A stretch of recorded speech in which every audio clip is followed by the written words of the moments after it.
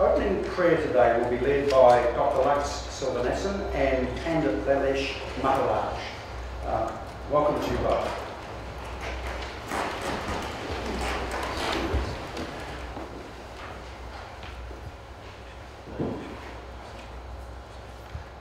Namaste to everyone. Om Shri Ganeshaya Namaha. Om Shri Saraswati Mate Namaha. Om Shri Guru Devaya Namo Namaha. Om Agyana Timirandasya Jnananjana Shalakaya Chakchure Miletam Yen Tasmai Shri Gurve Namaha. हे कृष्ण करुणा सिंधु दीन बंदे जगतपते गोपेश गोपिका कांत राधा कांत नमस्तुभ्यं तत्कंचन गौरांगी राधा वृंदावनेश्वरी विरिषभानुसुते देवी प्रणामी हरे प्रिये हरे कृष्ण कृष्ण कृष्ण हरे हरे हरे राम राम राम हरे हरे स्वस्ति प्रजभया परिपालयन्ता न्यायेन मार्गं महिषा गौब्राह्मणेभ्यो शुभमस्तु नित्यं लोका समस्ता सुखिना भवन्तु शान्तिः शान्तिः शान्तिः.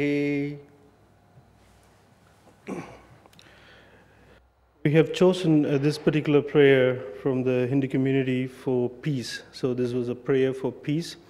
And small translation is, "O Lord, we bow to your feet. You are our father, mother, brother, sister to everyone. We pray for peace, justice, harmony to the world. We pray that you provide calmness, peace, and harmony to the animals and all the other living beings."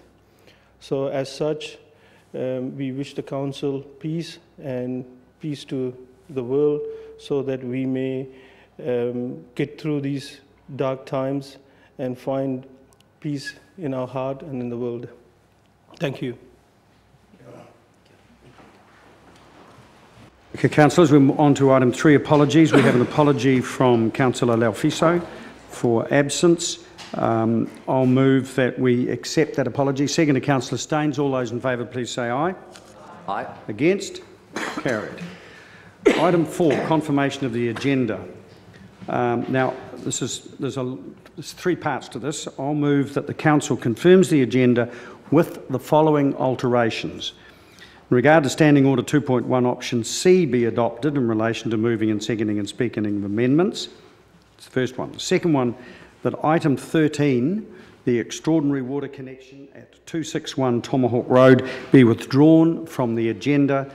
The applicant has withdrawn their application for a water connection, so there is no need for that item.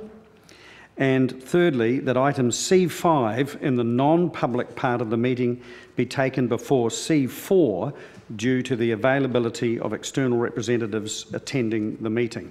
I'll move that. Seconded Councillor Staines. All those in favour, please say aye. Aye. Against? Carried. Item 5, declarations of interest. Members are reminded there to stand aside when a conflict arises, and in that regard, I'll declare that I have an interest in item 23, and I will be leaving the meeting for that item. The Deputy Mayor will assume the chair in that for that item. So I'll move. And if there's no other changes to the register of elected members' interests, I'll move that the Council amends the elected members' interest register attached as attachment A. Can I just clarify? Notes. So there's no changes, so there's no need to amend, and confirms the proposed management plan for elected members' interest, and further, that the Council notes the Executive Leadership Team's interest register attached as attachment A. Second to Councillor Staines. All those in favour, please say aye. Aye. Against? Carried. Okay, on to confirmation of minutes. 6.1, I'll move that the Council confirms the public part of the minutes of the ordinary Council meeting held on the 26th of March 2019 is a correct record. Second to Councillor Staines. Any discussion on that? I'll put it. All those in favour, please say aye. Aye. Against? Carried. 6.2, I'll move that the Council confirms the public part of the minutes of the Extraordinary Council meeting held on the 16th of April 2019 is a correct record. Second to Councillor Staines. Any discussion? I'll put it. All those in favour, please say aye. Aye. Against? Carried. On to the minutes of committees. Item 7, Finance and Council-controlled organisations. Councillor Lord. I'd like to move that the Council notes the minutes of the Finance and Council-controlled organisation held on the 19th of March. Second to Councillor Hall. Any discussion? I'll put it. All those in favour, please say aye. Aye. Against? Carried. Economic Development Committee meeting. Councillor Staines. Thank you, Your Worship. I'll move that the Council notes the minutes of the Economic Development Committee meeting held on the 19th of March 2019 and takes Part C items of the minutes of the Economic Development Committee held on Tuesday the 19th of March 2019 in the non-public part of the meeting. Second to Councillor Gary. Any discussion? Put it. All those in favour, please say aye. Aye. Against? Carried. Item 9, Infrastructure Services and Networks Committee. Councillor Wilson. Thank you, Your Worship. I'll move that the Council notes the minutes of the Infrastructure Services and Networks Committee meeting held on the 15th of April 2019. Seconded, Councillor O'Malley. Any discussion? I'll put all those in favour, please say aye. Aye. Against? Carried. Community boards. Councillor Wiley. Thank you, Your Worship. I recommend that the Council notes the minutes of the Mosgiel, Tyree, Saddle Hill and West Harbour Community Board meetings. Seconded, Councillor Elder. Any discussion? I'll put it. All those in favour, please say aye. Aye. Against? Carried. On to the reports. Item 14, the Waste Futures Project. Mr Drew and Mr Henderson, I think, are joining us. Welcome.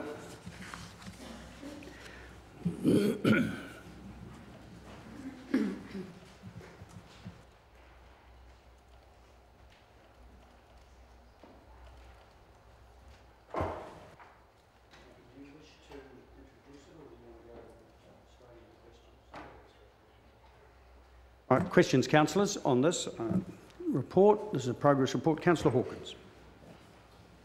Thank you, Your Worship. Thank you, gentlemen.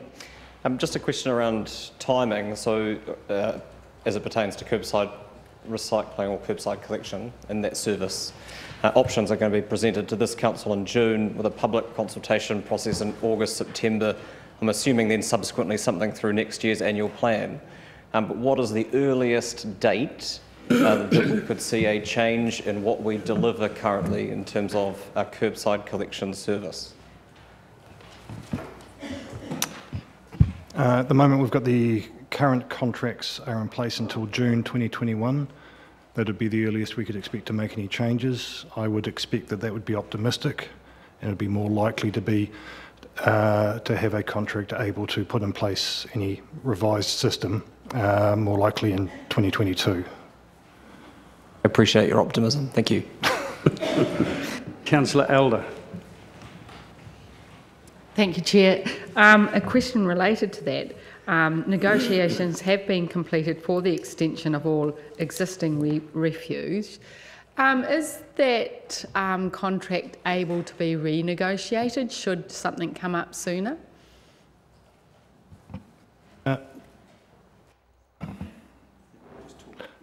Sorry. In theory, we could negotiate other conditions into the contract, but at the moment the contract extension is for a 1+1, so we could, in theory, if something came along much quicker than we were very optimistic, in theory we could actually make changes in the second year of that extension, yes. So there is some flexibility there then? Yeah, there is some flexibility, yes. Thank you. Councillor Wilson. Is it working? Oh. Along the same theme, is there any reason why, as we have received, again, submissions this annual plan, that organics could be added to as a separate system for waste but not affect the current contracts? Yeah, there wouldn't be any specific reason that we couldn't add that as another service, another contracted service, yes. So as this work and as the solid waste our futures rolls on forward, then instead of one substantial change, there may be iterative changes along the way being considered? Yes, one of the things we'll be looking at very strongly is basically to reduce the impact of any change in service would actually be staging the introduction of new services in order to smooth financial impact and the impact on levels of service, etc. Councillor O'Malley. My question's around the work stream of extension of Green Island landfill. Is there communication between this activity and consents for demolition to try to reduce the amount of construction demolition material that's heading towards landfill, and say potentially a requirement for maximising diversion? Yeah, there is. We're drafting up a short list of options that will actually give us increased life and extend the life of Green Island landfill. We've already had a engagement via a workshop with the construction demolition industry, which was actually very well attended. We had almost 90 attendees at that, trying to promote further waste minimisation activities in the construction and demolition sector. Primarily at the moment we're also focused on talking with the hospital build, the potential hospital build in regards to the demolition of the existing buildings, etc. So yeah, we will be in the very near future introducing some measures to try and avoid some of that waste coming into Green Island and promoting other alternatives. When you say promoting other alternatives, you're not using another existing landfill as the other alternative, are you? Because those other existing landfills will reflect the ability of the city as a municipal area to respond to the long-term or the intermediate need. So I assume when you say alternatives, you don't mean Nash and Ross. At the moment, as an alternative for some construction demolition waste and for sorting, that is an option that's on the table. Yeah. Well, then, are we looking? I guess I'm saying there's going to be a time before Smooth Hill will be activated, and it can take material, and the ability of material that can be taken for landfill in the greater metropolitan Dunedin area is between our existing landfill and the private landfills in the area. So that's the totality or the whole at which we're looking at. The whole of the whole, in fact. So if we just divert it from our landfill to another landfill and we end up using up all the capacity before Smooth Hill comes into place, then we'll be exporting. Well, do you agree with that comment? Nash and Ross have considerable space available. The idea is that, well, not the idea, sorry, the Green Island landfill is the only Class 1 facility in the region. So that's the only one that can actually take municipal waste. So we need to maintain capacity for taking that municipal waste because we don't have another option for it. So other inert wastes, non-producible wastes, can be diverted to Nash and Ross. That won't be the totality, not all the waste won't be going there. And you're confident that that will result in an ability to extend the landfill capacity through to the activation and as part of a suite of measures. Cool. Councillor Newell. Thank you, Worship. Just wondering if you could comment on the discussions with the ORC regarding the extension of Green Island and whether that at the moment is looking like it will get us through to Smooth Hill. So at the moment we've had some initial discussions with ORC. We haven't actually submitted an official consent or anything else at this point in time. Obviously they've committed to working with us in regards to that based on the information that we have and the consenting environmental monitoring information that we have. So we're in the early stages of that at this point, so I can't give you any details, I'm afraid.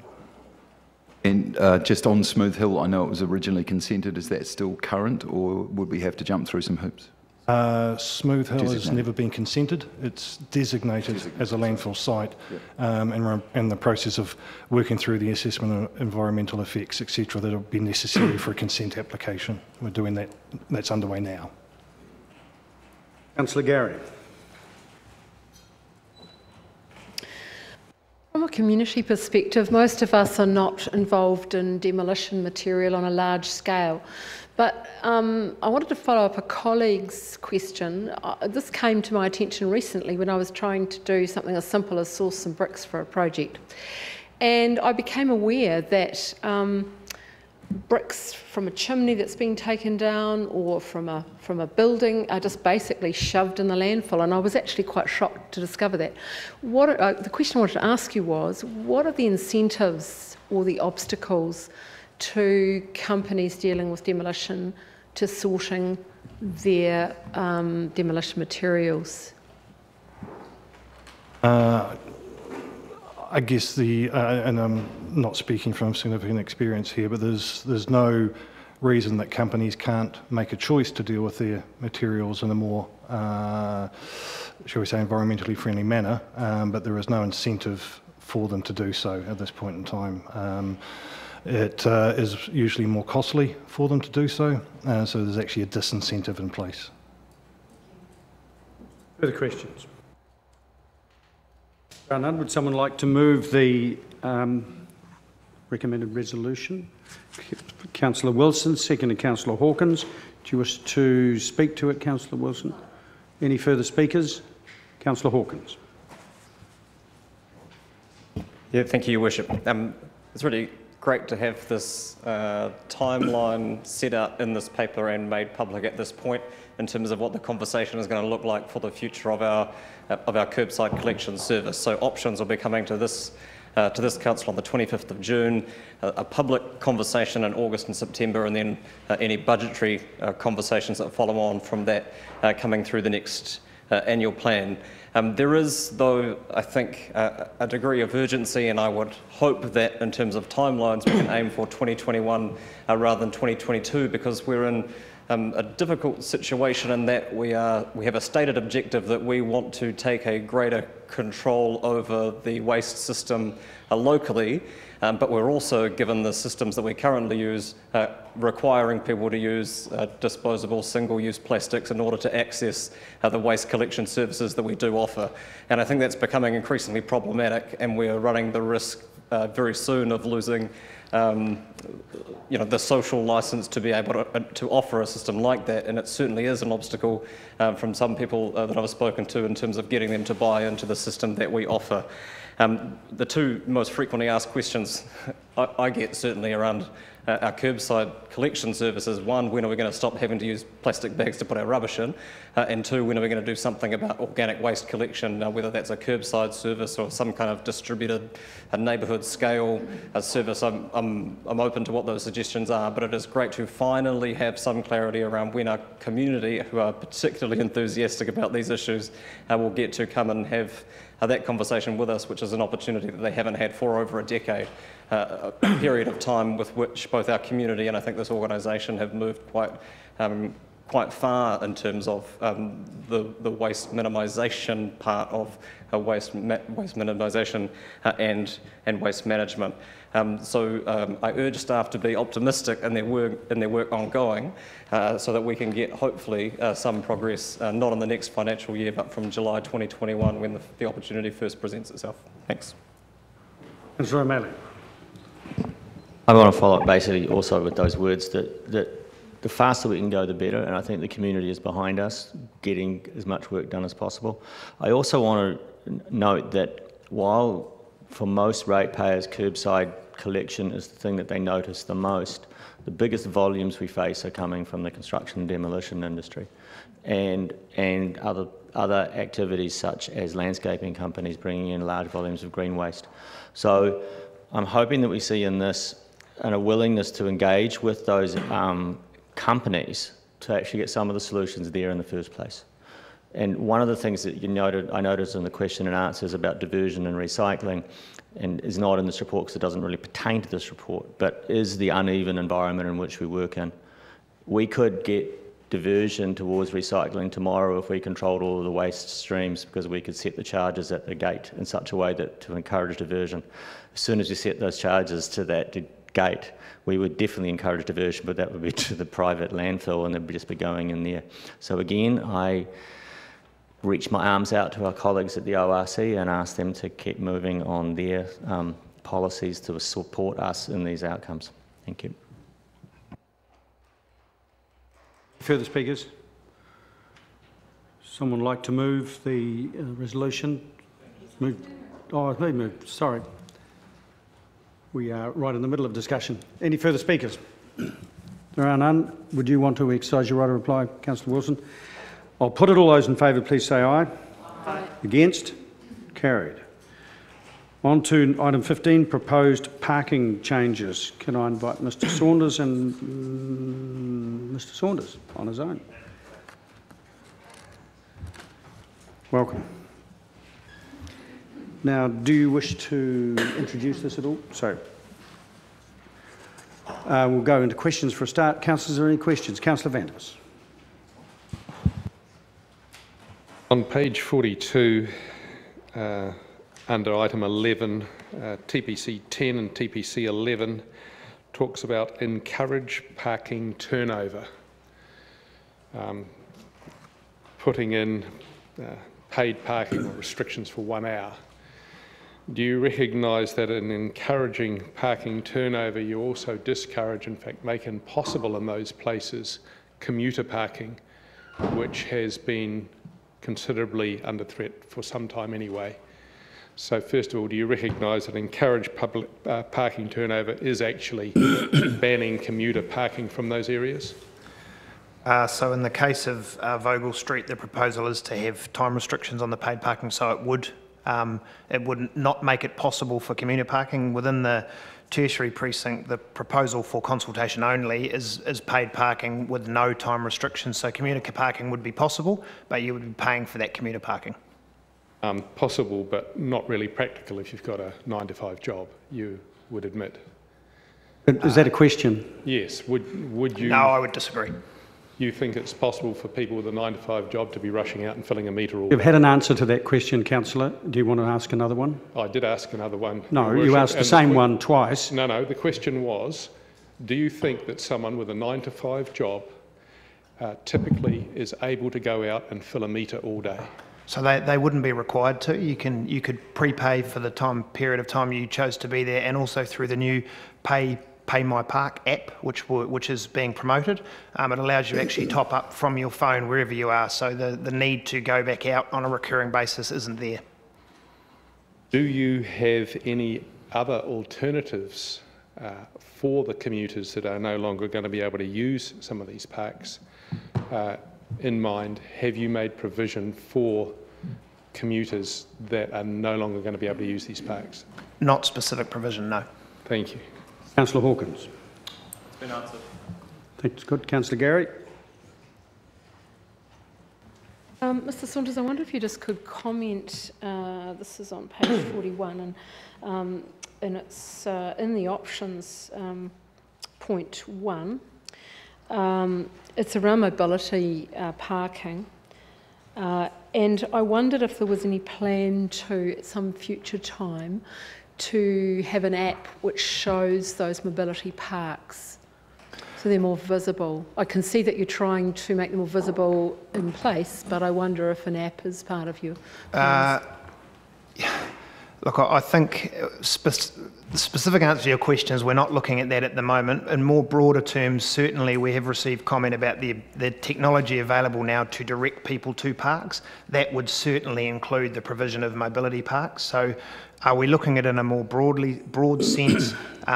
We haven't commenced any work on it, but it is one of the things that's been identified through that general parking consultation we did last year, was better use of technology to inform people about where they can park, and that would certainly pick up the mobility spaces when we did start that work.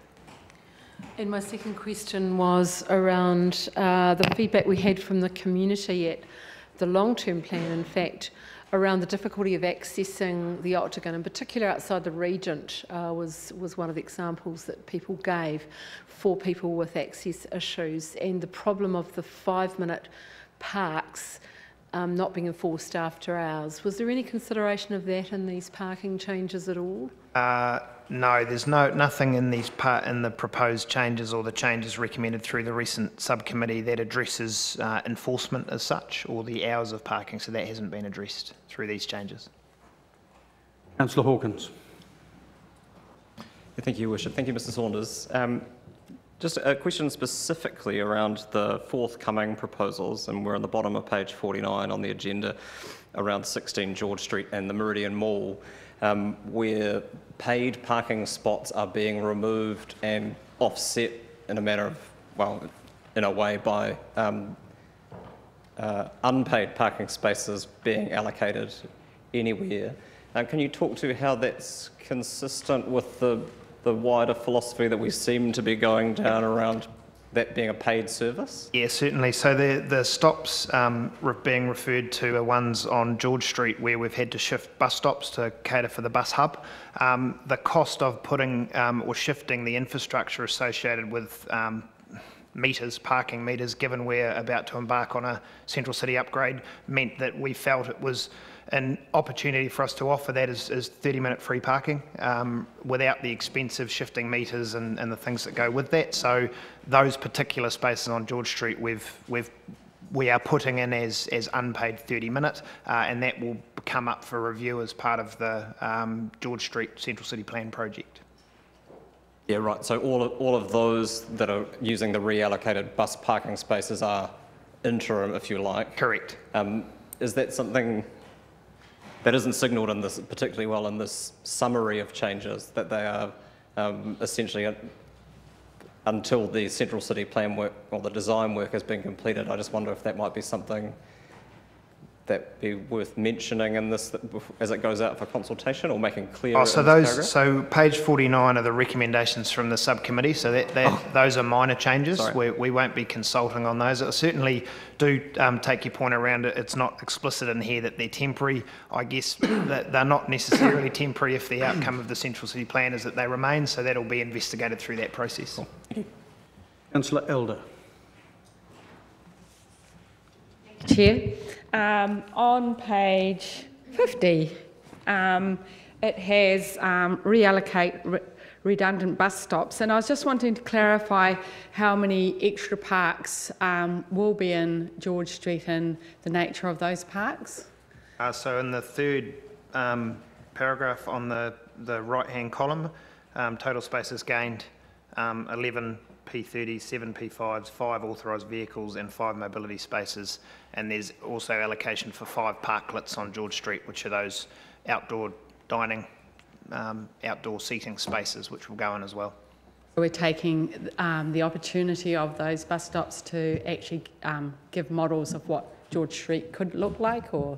Yeah, there was an opportunity through the space created to, there is road space there to be used. We have received feedback from retailers and the community that would like to see some more parks. So, we feel it's a good mixture of mobility and delivery and short-term parking, and as well as providing space for parklets and some trials of activations that might be some of the things that we start to see as the central city plan progresses. So that's the reason for the split and the different use of that space. And in 20 Hanover Street, there's some extra parks there, so just clarifying that. So there's an increase basically in parks in that area. Yeah, so certainly the implementation of the bus hub and the route changes has impacted. There has been parks lost in Great King Street as a result of the bus hub, but there has been a gain in parks in places. I don't have the total number in terms of what the net gain or loss was, but there is offsets all over the city where bus stops are no longer used, right in residential areas as well as in the central city. Thank you. Councillor O'Malley. It's just to follow up on some questions that Councillor Vandervis said about commuters, and would you acknowledge, well, would you say that improved public transport capacity could be one way in which you would deal with commuters if you felt that there was going to be a shortage of car parks for them? I'm not asking you to tell me whether you think there is a shortage of car parks for commuters right now, but if we were to be addressing something and it resulted in a shortage of car parks, do you think public transport could help? Public transport would be one mechanism that could assist. And this is a rhetorical question. Do we control the public transport? No. Right. Thank you. So is that an issue? That when it comes to some of this transport future considerations for the council, the fact that the public transport's held in one council and the road controlling authority controls the rest of the activities, does that ever cause conflicts? Look, yes, it can do, but I think at the moment, and what I've seen over the last 12 to 18 months, is that relationship with the regional council and the team responsible for public transport has greatly improved. We've worked with them very closely on the bus hub and the associated bus route changes. Through the new Connecting Dunedin model, where there is a forum now for the sharing of ideas and concerns and what the City Council would like to see through public transport contributing to overall transport objectives. I think we are in a reasonably positive space in terms of that relationship. So the opportunity for the City Council to have a large degree of influence on the upcoming regional public transport plan review process will really test that and show that there is a willingness from both parties to work together to make sure public transport is contributing to those overall objectives. Because I think they're consistent. If our objectives are achieved, their objectives of growing public transport will achieve. So we are trying to achieve the same thing. Very good. So you think that the mechanisms are coming forward with some of the co-governance roles and some of the co-sharing of operational roles, or at least talking, is actually starting to bear fruit now? I think so, yes. Cool. Thank you. Councillor Van der Vis. Talked about your goals just now. Do they, or are they partly driven by the Mayor's statement in the ODT of 31st of October 2018 that Council should set a goal of reducing car parks each year because of the benefits to public health and local businesses a move away from cars would deliver? Is that the underlying philosophy behind removing commuter car parks? No. Looking at number 13 on page 42, which talks about consultation, it says, if approved for public consultation, these changes will be publicly advertised in the ODT, the council website, information be delivered to properties in the affected areas. How many opposing submissions would it take for these latest parking changes to be rescinded? Can I point out that it's not the staff that get the submissions, it's the council who make the final decision, so that the answer to that can't be answered by a staff member, since we're the ones as governors who make the decision. Thank you. Councillor Wilson. Thank you for your report. The bylaw is parking bylaw, and I'm just intrigued that the references in here are all about parking for buses and or cars, and there's no bike parking or motorbike parking being added in this. And the question is, were there submissions, or has there been thought that there's a demand for that? And my understanding is that there is a demand for covered, secure bike parking in Dunedin, and I'm not quite sure what that design might look like, but was it considered, and is there a demand? It has been considered. It's being looked at by the transport planning team, who are looking at cycle infrastructure as part of our strategic cycle network. So certainly the ability for us to implement some form of covered parking in the future is there and would be picked up through a subcommittee. We haven't landed on anything at this time that we're in a position to put forward, but it has come through in submissions and it has been discussed by staff. The question then is, should we be highlighting that as something that may be a change later, taking on board that all of these are just temporary measures to an extent until the needs change, and the expectation that somehow we can develop a whole lot of extra car parking like that if it's needed, is that our job is actually to balance the available car parking or bike parking or bus parking to a desired best net result, not necessarily to always provide for one type. So, convoluted question. Basically, should we be more nuanced in our setting of these as being temporary measures? Look, I don't I'm comfortable that the way we have described the changes on George Street are adequate currently. Your description of the way we manage our road space or our parking inventory is accurate. I mean, it is all about, we have a finite parking inventory and we have to balance off the needs of a number of different parties to best manage that for the overall result, and that's what we're trying to do, and that's what drives these changes, and those are the considerations we'll have to give through all these large capital projects we've got going on at the moment as well. Councillor Hawkins. Thank you, Your Worship. My question is around timing. It's noted in the report that particularly in the tertiary precinct, some of the space is used as de facto residence parking by tenants, largely, in flats that are living in that area.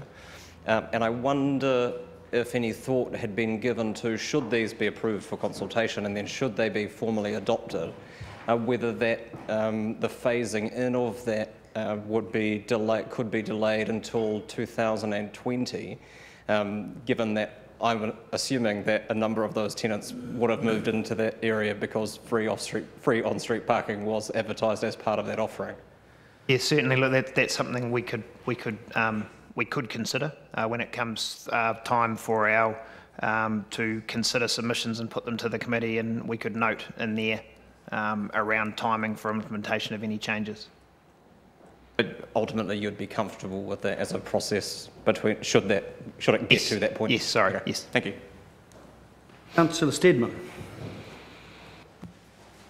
Thank you, Your Worship.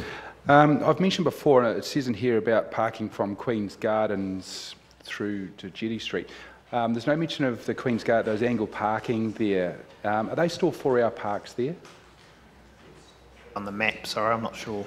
Because one of the biggest frustrations in that area is these medical consultancy house, for example. And I know one lady, actually my mother, she had trouble getting there, conflict of interest, I guess, but she had trouble getting into that place. She's got bad hips, bad knees, and the understanding is, a common complaint down there is businesses, there's lawyers, accountants, whatever in that area, they park there for 4 hours and then go outside at lunchtime and swap around at half time, therefore making it very difficult for people like my mother with bad hips and bad knees to actually get into the medical profession and therefore not actually make the appointment and then bugger off back to work. So I was hoping, I've mentioned it before, that we may have addressed that issue. Yeah, the 4-hour parking is one that we are looking at in any reviews, and again it did come up in submissions as well that the 4-hour parking does tend to get used a lot as all-day parking, where you only need to go out once and that's your 8-hour day, or top up from your phone or go and shift your car, shuffle your cars. So a lot of the parking that is going in now is around that 120, 180, so 2 hours or 3 hours. I can't say specifically why those Queen's Garden parks haven't been included in this round of consultation. I'll certainly make a note of it and ensure staff have a look at it for next time. This latest round in terms of TPC 11 or Vogel Crawford Bond is a result of a number of the pieces of feedback we got through the bylaw, through the submission process and the hearings last time from businesses in those areas with exactly the issue you've just discussed, that people were finding it hard to get a park to get into their business. And hopefully these changes will assist them for that reason. Councillor Elder. Chair, just a question. I note that you're moving some parking around and rearranging it related to access to parking buildings, and I was just wondering if there's any work around making it easier to access parking buildings and also for people to be able to know if there is parks in the parking building, like some method of finding out?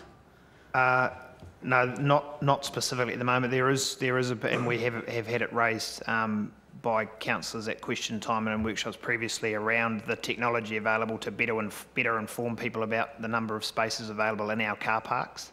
It is some work we have started discussing with property and with fleet and everyone else involved in managing car parks. So that technology is fairly common now. So I would expect to see it as we roll out further changes through the central city. Thank you. Councillor Wiley. Thank you, Your Worship. Richard, when we look at these changes that have been made and we listened to the bylaw hearing, these were all presented to us by the businesses, the residents, groups like that? The Vogel Street were. There were also, there was a range of submissions, as we know. There were also the submitters that prefer to see them stay as all day, but we're trying to balance those needs. But yes, there were a number of businesses who submitted and came and spoke to their submissions who were specifically looking for us to extend those restrictions further south, which is what this change is addressing. And essentially, there are people working in offices that are occupying those car parks where there's a whole variety of businesses through Vogel Street and taking that as a particular issue. Yes, and correct. saying, look, you know what, we need turnover of car parks. Yes, that's right. Okay, so they're not getting free all-day parking on that basis. Now, the mobility car parking, that was bought by the mobility operators, the ones that look after mobility people and moving them around town specifically? Yeah, we did receive a submission around the quality of the mobility parking we offer in the central city, both quality and quantity. So the changes made through the opportunity to reallocate the space from redundant bus stops gave us a chance to start addressing some of those concerns. We've still got some more work to do there, particularly around the quality of that parking and access to ramps and safe access to the footpath. But this will certainly give them more parking opportunities within the city, more visible parking with the blue paint. So it's starting to address the concerns, but we would certainly acknowledge we haven't addressed all of the issues for mobility parking yet. Yep, and also the fact of it dramatically safer for the people getting in and out of the mobility vehicles. Yes, that's part of that process to make sure where we are putting it in, it's fit for purpose. Perfect, thank you. Right, if no further questions, but Councillor Wiley, you indicated you wish to move this. Is there a seconder? Councillor Hall. Councillor Wiley, I invite you to speak to it. Thank you, Your Worship. These are always difficult or fraught from all parts of the public, whether they support parking or not support parking.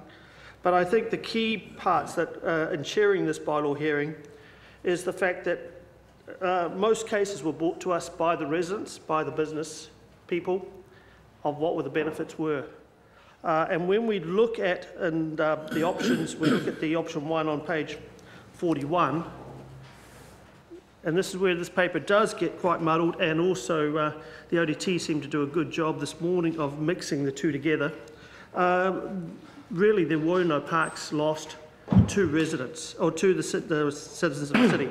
I think the key part there is to look at what is coming out of option 1 on page 41, and then looking at what was really the big part of the heading this morning, the ODT, about the university and the Polytech.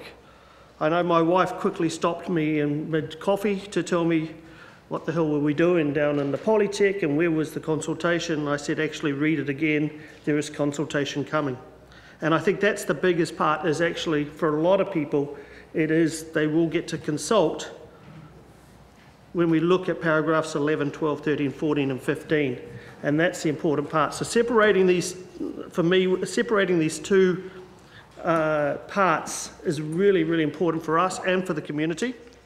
And so hence why I'm happy to support this. And I also thank my bylaw hearing committee people.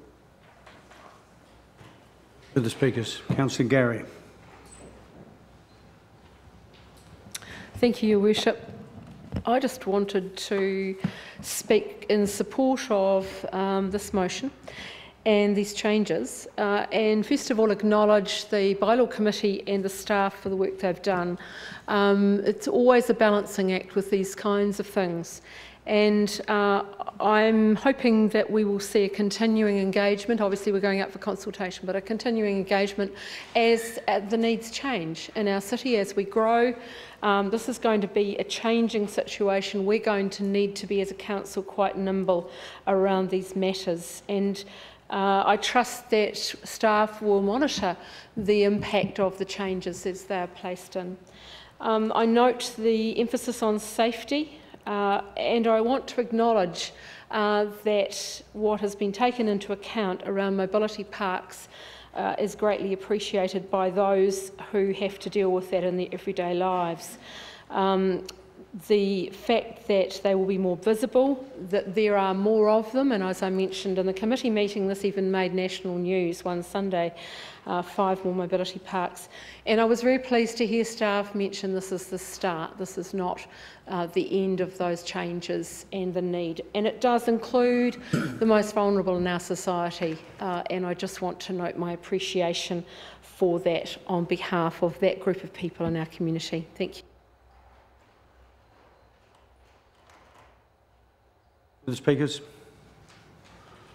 Right on your right of reply, Councillor Wiley. Okay, you don't wish to use it. That's fine. I'm going to put it. All those in favour, please say aye. Aye. Against? Record that for Councillor Vandervis. Thank you. Carried. Item 16, naming of an... You're staying up for this? Oh, of course, it's a road. Naming of a new road off Irwin-Logan Drive, Mosgiel. Any questions from anyone on this? Move Councillor Vandervis. Second, Councillor Lord. Sorry? Well, you move, just to be clear, Councillor Vandervis, you're moving that Council approves the naming of the new private way off Irwin-Logan Drive as Jocelyn Way. Thank you. It's moved Councillor Vandervis, seconded Councillor Lord. Do you wish to speak to it? Do you wish to speak to it, Councillor Lord? Does anyone wish to speak to it? I don't. I'll put it. All those in favour, please say aye. Aye. Against? Carried. Right, on to item 7. Thanks, guys. Item 17, Thornley Park classification and naming of Recreation Reserve 10 Windermere Drive, Mosgiel. Welcome Mrs Graham, Sleeman and Mr Reid.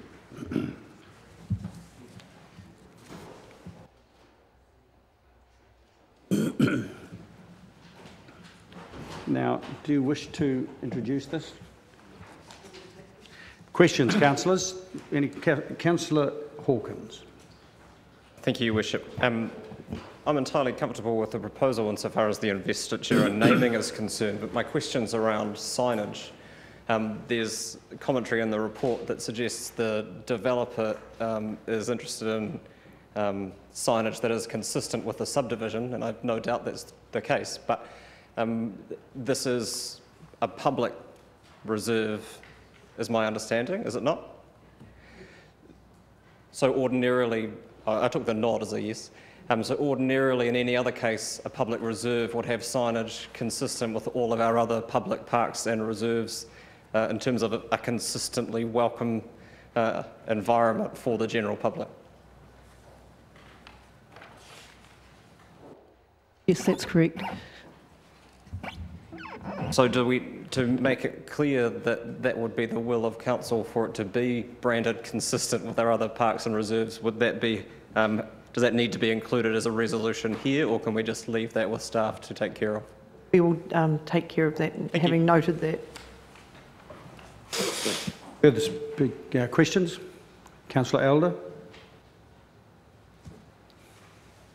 Chair, so in terms of the use of that reserve and the future plans for that reserve, is there any ideas around that coming forward?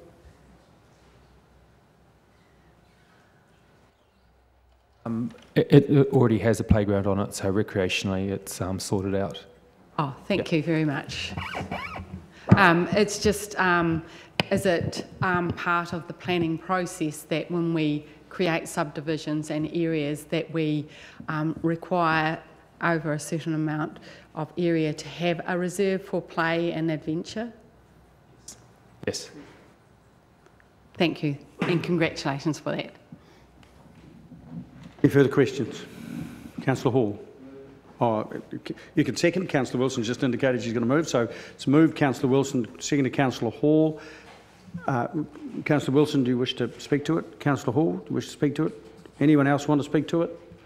I'll put it. All those in favour, please say aye. Against? Carried. Item 18, Fairfield Tavern Reserve Park proposed classification and naming of William Martin Recreation Reserve, Fairfield. Questions? Second, Move Councillor Wilson, seconded Councillor Wiley. Do you have a question, Councillor Elder?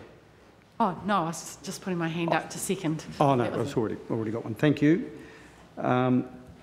Councillor Wilson, do you wish to speak to it?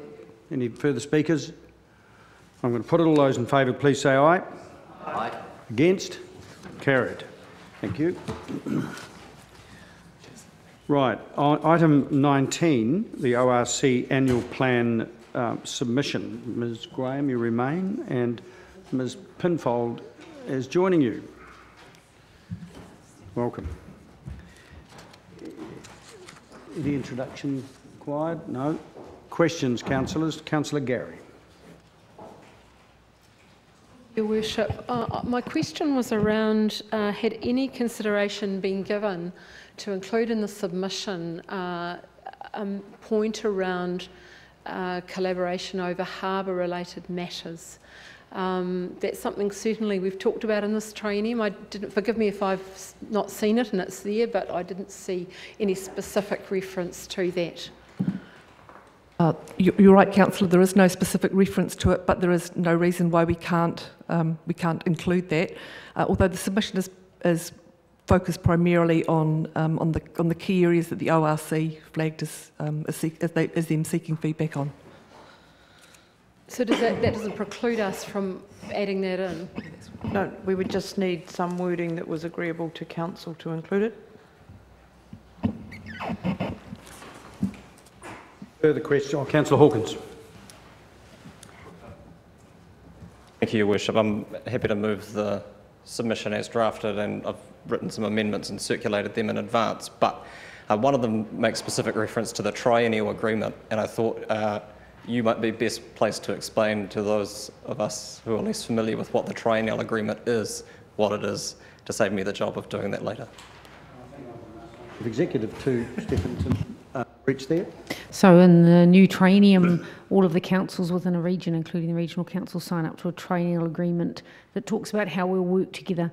It's varied in terms of its complexity, and this year the chief executive of the regional council and I have had a bit of a discussion, and then talked to the CEOs about, before the end of this triennium, coming and talking to councillors about things that you might want to recommend for next year's triennial agreement following the election, before we lose people and we lose knowledge around the table. So we haven't done that before. We've usually just crafted it. It's traditionally been fairly loose. We'll all work together collaboratively. This last triennium, it focused heavily on the Section 17A reviews, which fell out of favour and didn't end up receiving much attention after we'd done them, very collaboratively in fact. So we'll be looking at what goes in that. But it is just an agreement for how the councils will work together over the course of the triennium. It's mandated under the Local Government Act. Thank you for that background. It's helpful. So it wouldn't be counterproductive then for us to offer our interest in identifying priorities between now and the end of this triennium for possible inclusion in the following? Not at all. There is early discussion about doing exactly that, so that would be a perfectly fine thing for you to add. Councillor Vandervis. In making this submission, was there any opportunity for us to address the ORC failures in rabbit control, water permit processing, and keeping rate rises within inflation or within the local government price index? We circulated in advance of drafting this an email to councillors asking them to raise any issues with us that they had concerns with. What we've drafted reflects broadly the feedback we received. So are you saying that the feedback in this was essentially councillor generated? Some of it was, and then some of it was staff suggesting how the council's position aligned with those things that the ORC was actively consulting on as part of this year's annual plan. But councillors were asked for their feedback in advance of us as staff preparing the draft document. To refine my question then, was there an opportunity for staff to recognise the extraordinary rates increase by the ORC. The fact that some of Central Otago's hillsides are now moving with so many rabbits, and the troubles relating to water permit increasing. Was there an opportunity for staff to submit on those issues? To be clear, this isn't a staff submission, this is a council submission, and as we said, staff drafted based on councillor feedback and on the points that the ORC was seeking direct feedback on as part of their annual plan process. Thank you. Councillor Elder. Just a question, and I must have missed that email. Sorry about that. The ORC hold under them the regional transport plan, and in the regional transport plan and on the maps, there's the opportunity to look at linking through cycleways and walkways from, say, Oamaru to Dunedin, or from Waihola to Dunedin, or and developing those those cycleways. Was there any mention of, or is there any opportunity to put something like that in? Just querying. As I've said, this is a draft which is brought here specifically for councillors to decide which elements of the draft they would like to submit and what things they would like to add. So yes, this is the opportunity, provided there is agreement of the council, to make whatever changes to the draft councillors would like. Thank you. Thank you, Sandy. Councillor Hawkins. Thank you, Your Worship. Just following on from Councillor Vandervis's questions, were any of those concerns flagged by the councillor passed on to staff by any elected member for inclusion in this draft? I'm unaware that any were. As I understand it, any feedback we did have from elected members was incorporated into this draft for discussion today. Councillor Wilson. Thank you, Your Worship. As far as the rates rise goes for the Regional Council, is that consistent with what, or more or less within cooey of what their long-term plan suggested anyway? Look, I'm sorry, I'd have to check. Okay. And is it within this council's purview to worry about rabbits in Central Otago? Sorry, don't answer that. I'm just indicating, Your Worship, that I'm happy to second, and I apologise for not equally responding to the concerns from the consultation document. It has been a busy period of emails and holidays, apparently. So, we move Councillor Hawkins, second to Councillor Wilson. Councillor O'Malley. No, we'll continue with questions until we've done, and then we'll go back to Councillor O'Malley and then Councillor Gary. Do we have any rural areas that might have rabbits? Isn't the city got a largely large rural constituency? So, does the city have a large rural constituency? Yes. Thank you. Councillor Gary. I wish of a question on process. I have just seen Councillor Hawkins' notes, and I've just sent round an amendment just to add some words around that harbour-related matter. I don't have my computer with me, but I've sent it through on my phone. So I'm just wondering best process to ensure that that is included in the options. Right. So this is a little... the process of adding extra wording to these kind of submissions at this stage is fraught because, first of all, it's written on the run and the unintended consequences may not be able to be considered. And secondly, we need to get some kind of consensus around the table that any suggested amendment is actually supported. So I'll be guided a little by staff on how we do this. It's been indicated to me that they're quite happy, as Sandy has said, to take on amendments and additions. So I suggest that rather than try and wordsmith them exactly, that councillors put up areas of concern that they wish to have included. We can then determine if the majority of councillors around the table are supportive of each of those, and leave it to staff to word it exactly later, because I'm very conscious of the risk of wording it now. So can I suggest that if anyone has any suggestions for what they want added, bring them up in broad terms and we'll test them with the council. Your Worship, I've just sent something very generic and I saw that my colleague was quite happy to accept that, but I've just put it generically and we're happy for the staff to words. Right. So by way of process, since we're still actually, it's been moved, we're still in questions, right. So it is appropriate then to postpone discussion of the substantive motion until we've determined what amendments we agree to before we go into it. Then we can just vote on the whole thing as a complete package. So can I ask each councillor who wishes to add something to indicate that they wish to and get a seconder and then explain it and in broad terms, and then we'll vote on each one. And then so Councillor Gary, shall invite you first to. So, Your Worship, I've added, you will have all seen it, I've added a comment around the DCC and ORC, continuing, really there's an opportunity to continue to collaborate over harbour edge matters, and thank you to my colleague about just fine-tuning that and adding the word harbour edge related matters. There have been considerable improvements in terms of the ORC's collaboration with us over the past year or so, 18 months or so, around such matters to do with the harbour.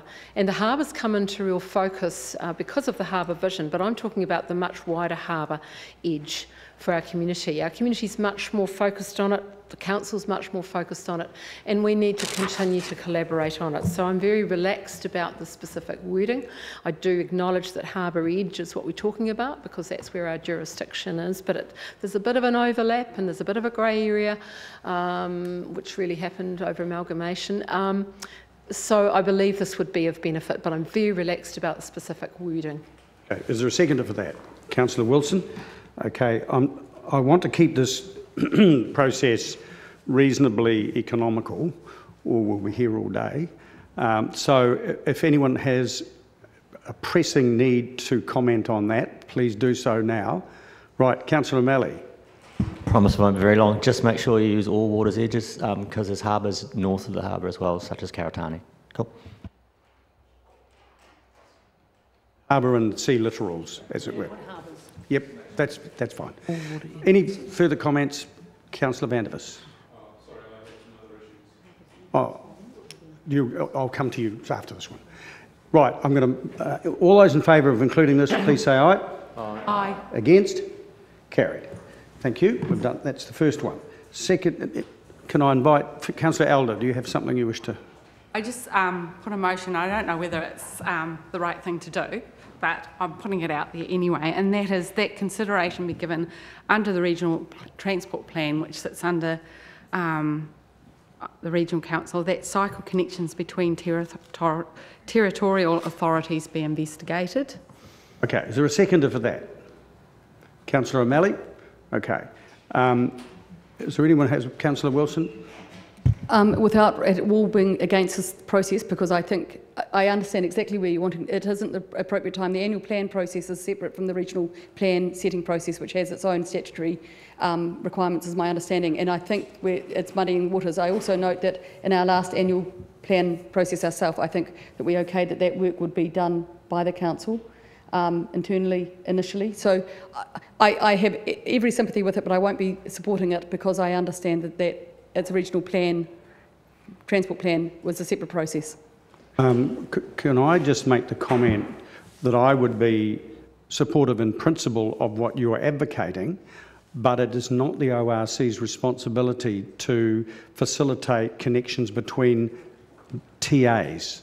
So I'm just not sure that it's the regional council that we should be talking to about this. If there need to be connections between, cycleway connections between, say, Dunedin City and Central Otago District Council, the regional council has nothing to do with it, and I think to some extent that's what...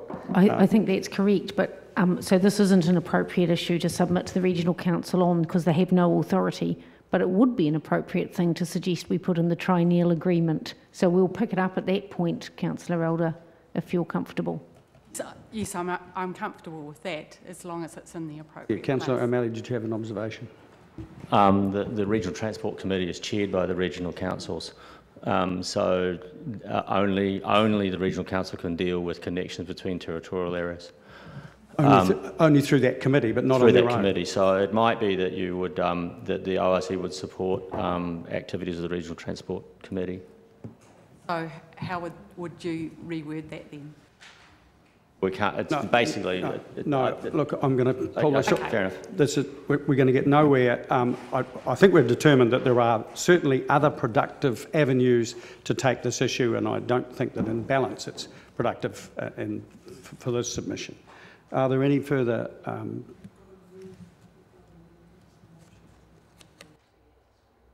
Sorry. So it's been, well, can I invite you, rather than, I don't think there's a will to vote against this, so can I invite you to withdraw that, councillor, that motion? Otherwise I have to put it to the vote, and I'd rather not do it that way. I'm happy to withdraw, and I will put that motion in another forum. So that's good, and we'll find a way of facilitating that. Thank you very much. Your Worship, sorry. Withdrawal of a motion, my understanding, requires leave of the meeting. So it's a procedural motion that would need to be put to council. So I'll put it to the meeting. Does the meeting accept the withdrawal of this motion? Aye. All those in favour, please say aye. Against? It's carried. So thank you very much. Thank you. And thank you for that, Councillor Hawkins. Is there any? Are there any? Yes, yes, Councillor Vandervis. I've had an unprecedented number of complaints this year of issues with rabbit control, water permit processing, and the extraordinary rates rise, which is unprecedented, and feel that these three issues really should be addressed in our submission if fellow councillors feel that they are also issues that they have had complaints about, and if they agree that the unprecedented rates rise is difficult to justify currently. Okay. Now, I'm not going to take them as a bundle. I'll take them separately. I think that it would be a bit much to expect. So on the rabbit issue, is there a seconder for that? Well, Councillor Hall. Right. You've made your point, so I'm going to put it to the vote. All those in favour of submitting by way of concern about the lack of, I'm not trying to put words in your mouth here, Councillor, but I'm just trying to crystallise what it is you express concern about the lack of action on controlling rabbit numbers. All those in favour of putting this in the submission to the ORC, please say aye. Against? It's carried. Okay, on to the next one. Water. This is water. Water permit. Okay, is that clear enough? I know, the reason I'm asking is that the ORC has a number of responsibilities with regard to water, and we need to make sure that we're talking about the one, you're talking about the one we all understand. So there has been a number of complaints made to me by landowners that the ORC hasn't been sufficiently active in processing water take permits, that there have been lots of arguments that haven't been addressed, and that their rulings haven't been made or haven't been appropriate. Now, I recognise that it's a complicated issue. I recognise also that it's probably not one that we can deal with here, and unless there is some other common understanding amongst councillors, I'm prepared to withdraw this particular one on account of it is difficult to quantify. I was thinking that perhaps some people with a rural connection, like Councillor Hall, Councillor Lord, may have had similar concerns expressed. My concern with this one, I'm hearing exactly what you're saying, and it's certainly been canvassed in commentary in the media. My concern is in crystallising the exact intent of a submission that we would make. And I share your concern, and for that reason, quite happy to withdraw. Okay, well, let's leave it at that, but we can pursue it through other avenues, as we will with Councillor Ellis' one. The last one is the rates rise. Is there a seconder for this? Well, that lapses for one of a seconder. Okay, so we've got the rabbits in the hat anyway. Now, Councillor Wiley.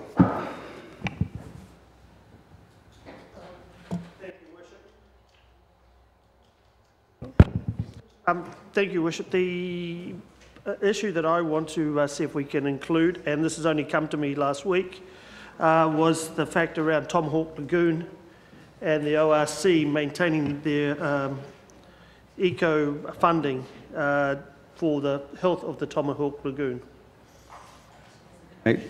Maintaining their eco funding for the Tomahawk Lagoon. Is there a seconder for this? Councillor Gary? It's just, it's pretty clear. That's what you were just asking. So I'm going to, unless there's anyone else with a view, I'm going to put it. All those in favour, please say aye. Against? Carried. Are there any other suggested? There are none. Now, can you just explain?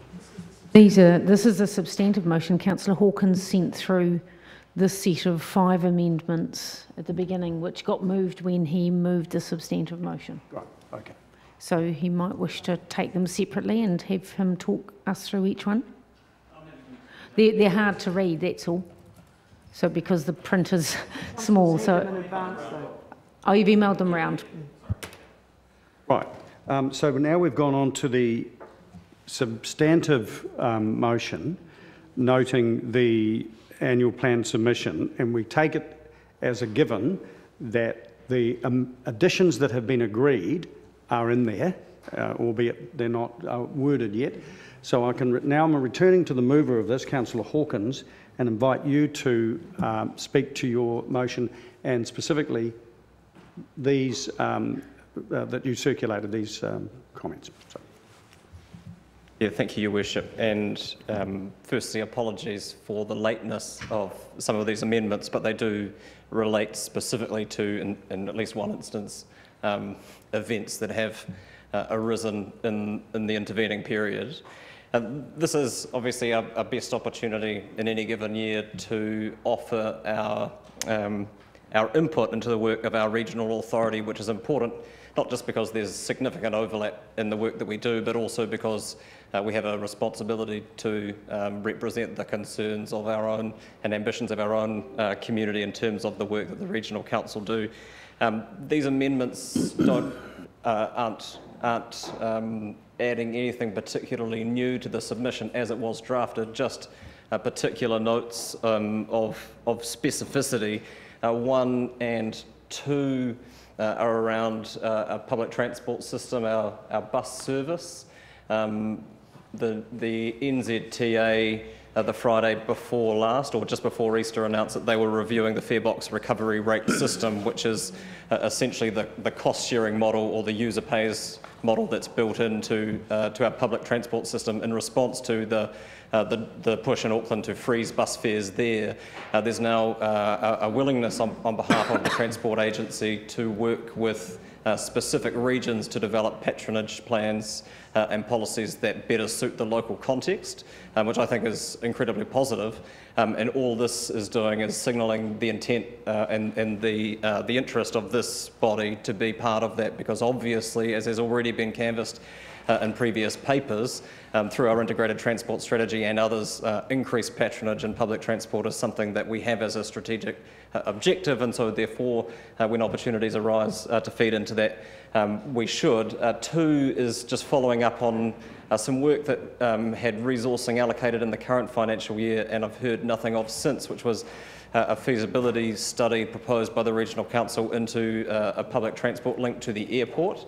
I've raised that as a matter under items for notification of the Chair of the Infrastructure Services and Networks Committee, or whatever it's called today, and we haven't heard anything back from that. So I'm just asking that if that work hasn't been done, which is my understanding, that the resourcing for that be carried forward to the next financial year to allow it to happen. And 3 is around a specific concern that was flagged as evidence through the second generation district plan process around water quality in Blueskin Bay and the monitoring of discharge consents, monitoring of discharges into Blueskin Bay, whether or not they are consented or whether or not they comply with existing consents. So just asking that the Regional Council in the next year start to make some progress on getting better information around both the state of that waterway and what is currently going into it. 4 has essentially already been covered by the Chief Executive, and that in thinking about trying to give direction on the Regional Council's budget, it occurred to me that it would be helpful, and others, that it would be helpful to have more of a discussion around what the shared priorities are of the territorial authorities and the regional authority, and the triennial agreement, while it traditionally hasn't served that purpose, seemed like as useful a vehicle as we had to have that conversation, and that towards the end of a triennium is a more constructive time to have that discussion than first thing in the next triennium, which is usually when these things come for noting or ratification or whatever the process is by council. So that's all I wanted to add to those. Otherwise, I'm comfortable with the submission as drafted by staff. Thank you. Further speakers? Okay. Now, just to be clear, this is a new resolution in that this has been added, and certainly the other matters that we agreed will be added, and this authorises the CEO to finish those off in terms of wordsmithing, and then the submission's complete. So the submission will not come back to this council. It will go after that has been completed.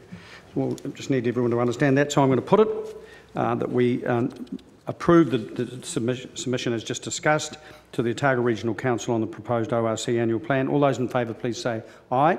Aye. Against? Carried. Thank you. Feel clear about that, Sandy? And someone taking notes. Yeah, no, that's good. Item 20, Election Matters 2019. A bit premature. Your move? Councillor Wiley, are you sure you don't have a conflict of interest in this regard? Okay, well, it's been just before we move on to the actual discussion. Are there any questions around this? Pretty straightforward. But okay, there are none. So it's been moved and seconded. Do you wish to speak to it? Do you wish to speak to it? Anyone else wish to speak? There being none, I'll put it. All those in favour, please say aye. Aye. Against? Carried. Now, this item 21 is a request from the Thames Coromandel Council, from memory, for support for a remit to the LGNZ annual general meeting regarding freedom camping. Now, I just want to clarify, insofar as this is a request for support from another council, that this isn't an appropriate area for us to be asking our staff any questions, because they didn't generate this and haven't done a report. Yes, they have, but only to tell us what the facts are. So I just ask someone to, if they want to move something, either move that we support this or not. So, Councillor Wiley, you'll move what? That we support it. Right. You might want to speak to it. Is there a seconder? Councillor Gary? Right. Far away, Councillor Wiley. Your Worship, in reading through this, I actually would assist our community and many others around the country in the freedom camping growth and allow a lot of the pressure taken off some of our current sites. The only qualm I had was whether the X was around the distance away, but I'm thinking that common sense will prevail with that. Further speakers. Councillor Gary. Yes, Your Worship, I think of this as another tool in the toolbox to deal with some of the issues around freedom camping.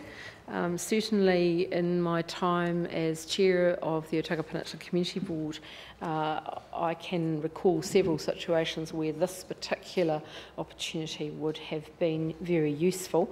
It'll be interesting to see how the discussion goes, and there's obviously a lot more detail to add to it, but I support the motion for it to be discussed.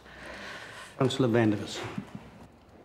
I had a question because I don't believe it's covered in the paperwork, and that is that if councils were to approve, if say Dunedin City Council was to approve a remote camp facility on private property, would we then also be liable for guaranteeing certain conditions, certain standards to be met, safety issues, hygiene issues, all of those things? Would they then become a liability for us because we had approved the remote camp facilities?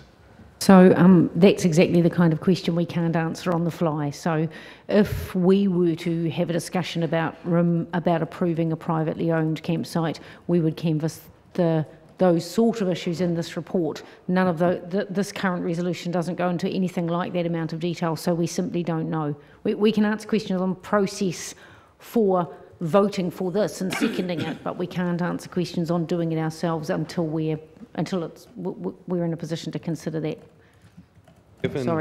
Given that we are not able to know what kind of liabilities would extend to us in approving this request, are we really able to actually approve something where the there are no liabilities coming to us from this, because this is just supporting something going to LGNZ's AGM to see if the sector as a whole would support it.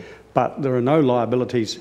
Any liabilities that you're concerned about, and I understand completely what they are, and I have the same concerns, would only come into effect if we actually designated an area or allowed an area to be used of private land for freedom camping. This goes nowhere near that. This is simply asking government to do something. So it's an overarching conceptual idea to approach the government to change the rules. Which we would have the opportunity, if we were then put in the position of being asked to certify a particular private camping site, we would then be able to decide whether or not it met various criteria.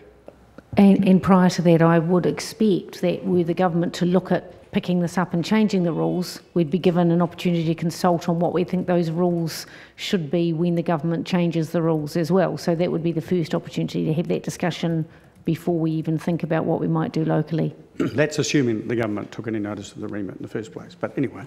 Yep, your point is very well taken, and I'm sorry I even stood up.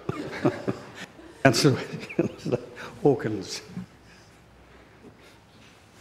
So cynical for one so young. Just a question around process from here. So these, should there be 5 sponsors or whatever is needed for the TCDC's remit, it then goes to a vetting process before it even makes it to the floor of the AGM. Right. So at what point would we know whether it's even being discussed, and is it the intention for the remits that do eventually make it to the floor of the AGM to come back to, I guess, the June 25th meeting for approval or otherwise by this council? No, they don't come back to this council at all. The process is that this goes to the LGNZ remit something committee. I should know because I'm on it. and they are vetted, and they have to meet the criteria. Then those that do are then advertised widely in the agenda for the AGM, and they're all put up one by one. The ones that pass are all put up one by one at the AGM, and they're voted on by the whole sector. Oh yeah, I understand that.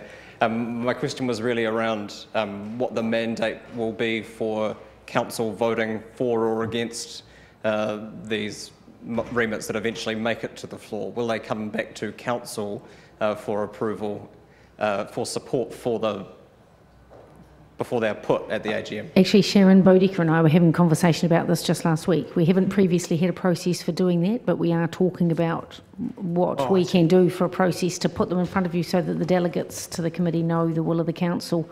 In the past, we've left it up to the delegates to just make a decision after, because at the meeting you hear a lot more information than is usually contained just in the remit. But we're just discussing a process so that the council can give a bit of guidance to the delegates about what they want to see.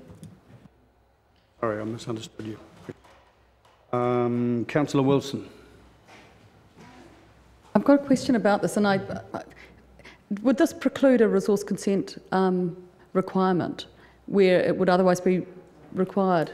They're the questions we can't answer. We can't answer that, Councillor. Because, I do understand with a state forest or a conservation area how that's managed, and I'm just, there doesn't seem to be a rider in here, which makes me very nervous. Well, I'll note that subject to any conditions as deemed required by the council, I think that gives individual councils a considerable scope to, in the event that it ever went through, to set conditions. So I think that answers your question. Any further speakers? Right. Councillor Elder.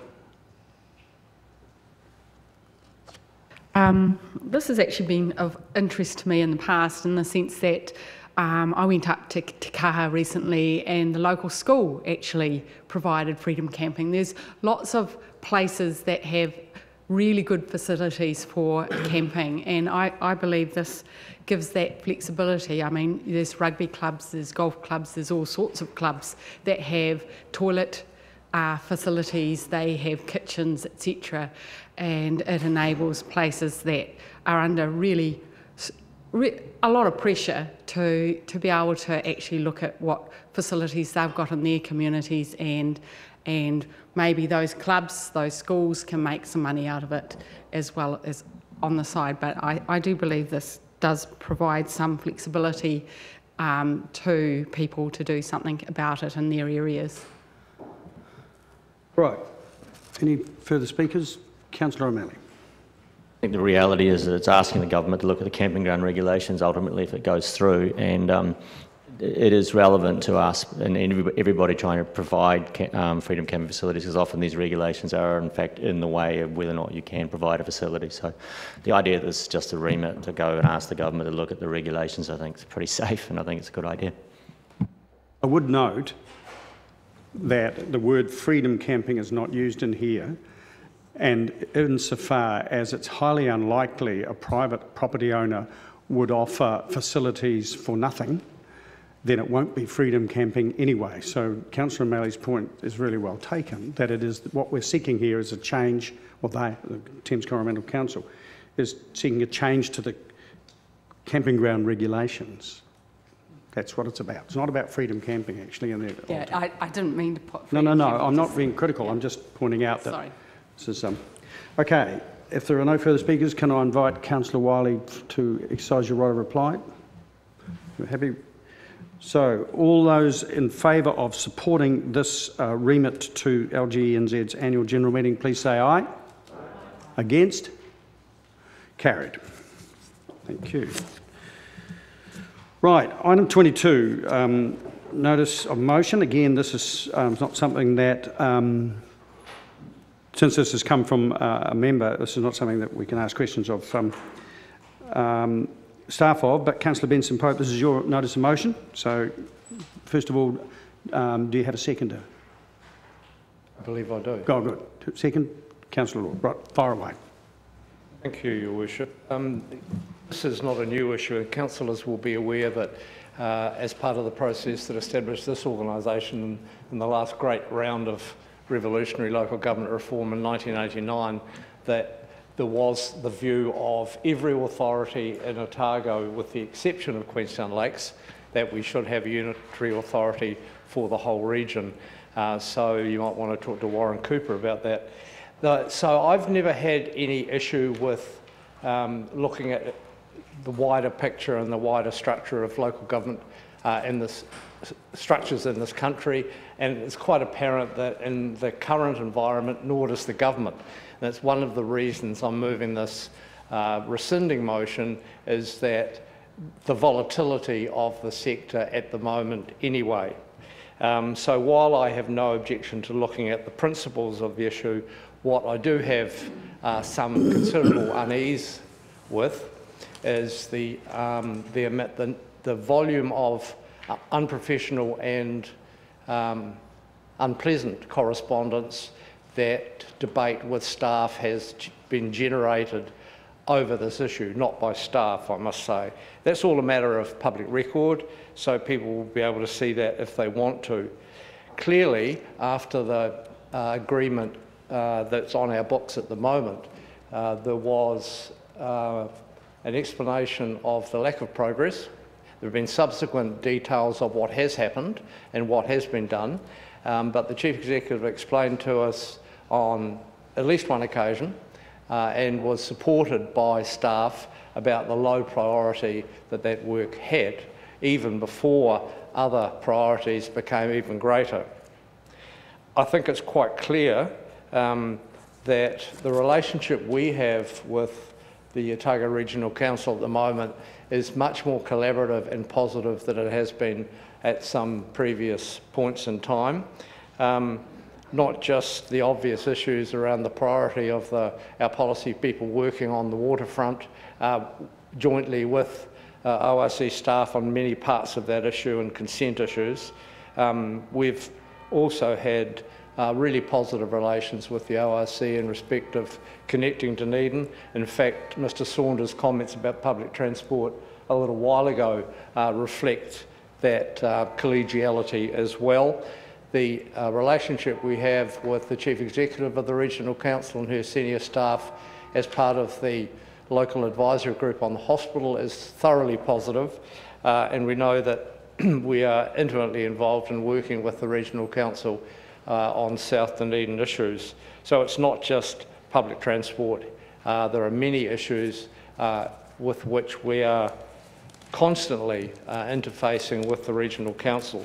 And so while I'm sure as government makes other demands of us to consider things, that further consideration of other structures of local government will be on the table, I don't think it's appropriate to have this on our books at this time, not just because we haven't been able to progress it or haven't seen it as a priority to progress it or had the staff resource to progress it, but I also think that it would be the most inappropriate discussion to be having as part of an election period, and I'm therefore looking for your support.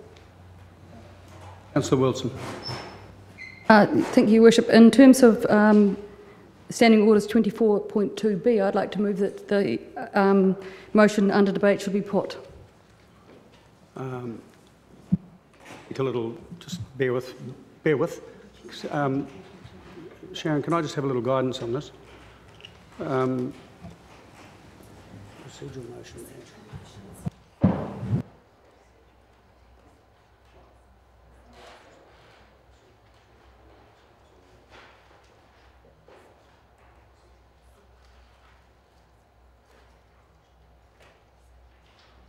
Okay, is there a seconder for this? This is a procedural motion to put the substantive motion immediately. Is there a seconder for that? Councillor Staines, I'm bound then to put it. So what I'm asking Division, now, please. Sorry? Division, please. Yes, we can have it by division, but this is the way the process, as has been explained to me, needs to work. I need to put this now without any discussion, and council decides whether we put the substantive motion straight away. So all those in favour of putting the substantive motion straight away, please say, oh, well, it's a division, sorry. So, yeah. Councillor Benson Pope. Councillor Elder. I'm sorry, I just need to clarify Right, so, sure. The motion is a procedural motion asking council to agree to put the substantive motion straight away. Without any debate. Councillor, I'm explaining this. It's only confusing if we all do it. So, someone under the standing orders, someone can ask, put a procedural motion and ask council to agree to put the substantive motion straight away. And that's, I'm not putting the substantive motion now, I'm putting the procedural motion asking council whether they want to put the substantive one straight away. I'll say no. Right, okay. Councillor Gary. Aye. Councillor Hall. Aye. Councillor Hawkins. No. Councillor Lord. Councillor Newell. Councillor O'Malley. No. Councillor Staines. Councillor Steedman. Aye. Councillor Vandervis. No. Councillor Wiley. No. Councillor Wilson. No. Your Worship. Aye. Carried 9-5. Okay. So I'm bound then to put the understanding orders to put the substantive motion. The substantive motion is the notice of motion to rescind the resolution of 23rd and 24th of January in respect of unitary authority investigations. All those in favour, please say aye. Aye. Against? Carried. Councillor Wiley's abstaining. Okay. That brings us to item 23, which is the... There was a division call. Oh, division. So could you put that by division, Lynn? Sorry, I jumped the gun there. Councillor Benson Pope. Councillor Elder. Councillor Gary. Aye. Councillor Hall. Councillor Hawkins. Aye. Councillor Lord. Councillor Newell. Councillor O'Malley. No. Councillor Staines. Councillor Steedman. Councillor Wiley. Councillor Wilson. Your Worship. Aye. Carried 10-1 with 2 abstentions. Okay, councillors, we're on to item 23, which is the one that I've noted already I have an interest in, so I shall be vacating the chair and the Deputy Mayor can take it from there.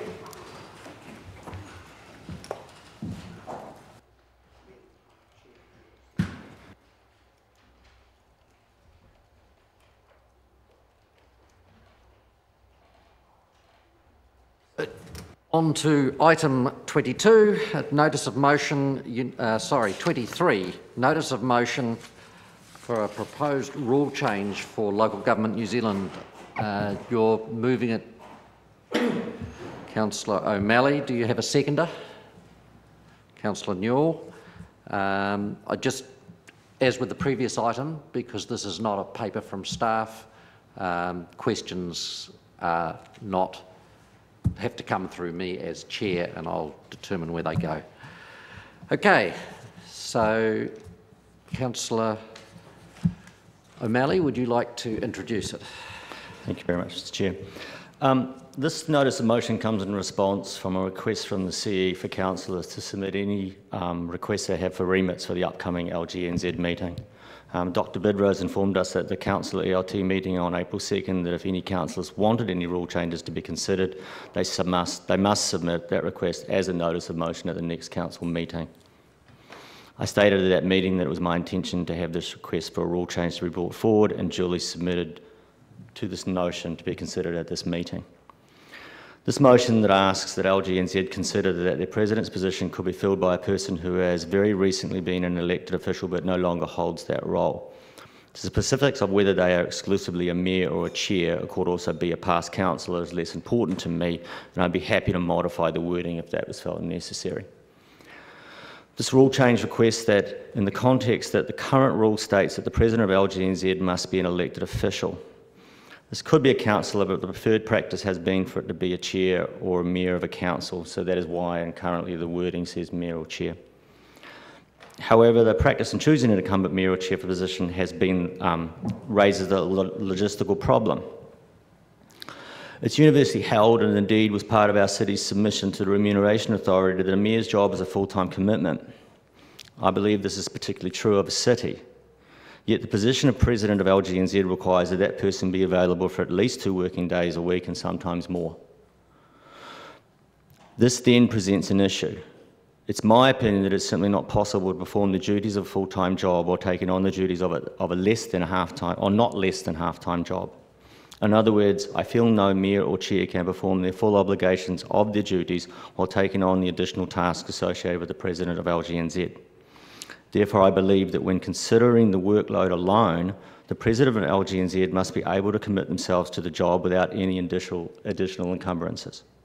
Likewise, it is a burden imposed on the recipient authority if their mayor or chair is distracted away from their primary responsibility to their council by the need to perform the additional activities associated with the presidency of LGNZ.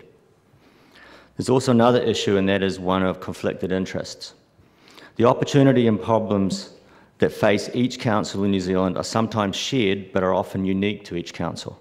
The problems that face small rural councils are not necessarily the ones that face large cities.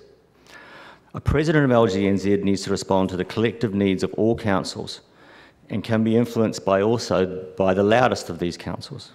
These needs are not always going to be aligned with the needs of their own council. So from time to time, the President will face conflicting interests from their role as LGNZ President and their role as leaders of their council. If you want to break this down into a simple analogy, the current role requires that a mayor or chair commit themselves to another job even though we acknowledge that the primary job is a full-time one. To the people of the council to which this happens, it's rather like taking on a builder who immediately after the ink is dried on the contract informs you that they've decided to take on a subcontract of another job. This almost always starts with them saying that they're confident they can perform both jobs, but it doesn't necessarily end up that they do. I just want to raise the concept that it would be better for everybody involved if the presidency of LGNZ could be occupied by someone who has recent experience in leading a council, but does not have the obligations of performing those functions at the time. I acknowledge that this notice of motion that I brought here today won't make it to the floor of LGNZ without the support of other councils, and there's a substantial amount of work to go ahead. But the fact that that needs to go ahead, I don't think should be a barrier for raising the question. And I know that other people around this table have very different views on that, and I sit down now and wait to hear their views. Thank you. Hawkins. Yeah, thank you, Mr. Chairman. By way of introduction, I want to speak briefly for context to my experience within local government New Zealand as an organisation. I've been a delegate for this council to our zone since 2013, an elected co-chair of the Young Elected Members Network within that organisation since 2014, and an appointed member of the National Council's Governance and Strategy Advisory Group since 2016. So I have a fair understanding, I think, of how the organisation works and what its processes and priorities are. And that is why I can't support this, because I think ultimately it would be a bad outcome for LGNZ were this to proceed, and then subsequently a bad outcome for this council. I've questioned too the merits of having a recently retired mayor or chair serve this role, potentially for different reasons, for some of the same reasons that has been outlined by Councillor O'Malley. That is that the scale of the job makes it difficult for a metropolitan mayor to discharge their duties at both a local and a national level, which means the priorities that are particular to the urban environment are unlikely to be represented at the highest level of that organisation. We're fortunate that they currently are, and it's tough work trying to do both. But before seeking the position, the current president of LGNZ, our current mayor, came to his senior colleagues and asked for their support in doing so, knowing that there would be a greater burden placed on them for helping carry the work. And that was a decision that was unanimously supported by our committee chairs, because we accepted that the trade-off was worth it in having a mayor have the kind of access that our mayor gets through being elected as the President of Local Government New Zealand. So when the review of the Constitution happened, I asked the same question, whether or not it would be worth, if we're reviewing the rules, whether or not it would be worth looking at who could qualify to be the President of the organisation. And the response I got from colleagues, among them former Cabinet ministers who know a thing or two about political access, I would argue, was that the mana of the position comes from the President of Local Government New Zealand being directly elected, not just by the member councils of that organisation, but by their own citizens and their own residents.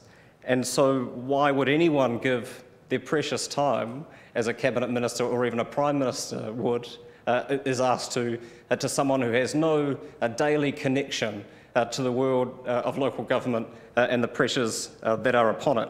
And that was a fair point, well made, and one that I relayed to Councillor O'Malley at that meeting aforementioned when these things were first discussed, that the clear view of the organisation, both at a governance and strategy advisory group level and at an officer level, was that such a path would undermine the effectiveness of the organisation to be able to lobby for the interests of local government.